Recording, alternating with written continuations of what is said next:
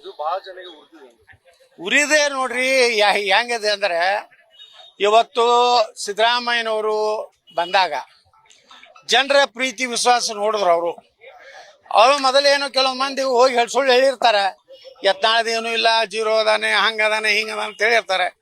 ಇಲ್ಲೆಲ್ಲ ಜನರ ಪ್ರತಿಕ್ರಿಯೆ ನೋಡಿದಾಗ ಅವ್ರಿಗೂ ಅನಿಸ್ತದ ಈ ಒಬ್ಬ ಜನಪ್ರಿಯ ಅದಾನಪ್ಪ. ಮತ್ತೆ ನಾನು ಆ ಕಾಂಗ್ರೆಸ್ ಏನು ಅವತ್ತಿನ ಸರ್ಕಾರಿ ಕಾರ್ಯಕ್ರಮದಾಗ ನಾನೇ ಯಾರನ್ನೂ ಕರ್ಕೊಂಡು ಹೋಗಿರ್ಲಿಲ್ಲ.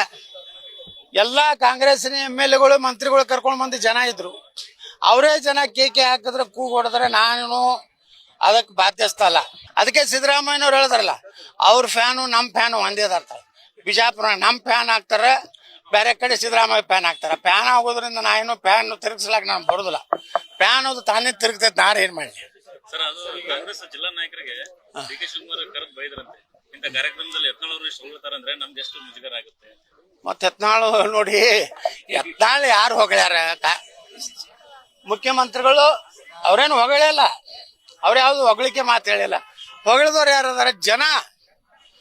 ವೇದಿಕೆ ಮೇಲಿದ್ದವ್ರು ಯಾರು ಹೊಗಳಿಲ್ಲ. ಏನು MB ಪಾಟೀಲ್ ಹೊಗ್ಯಾರ?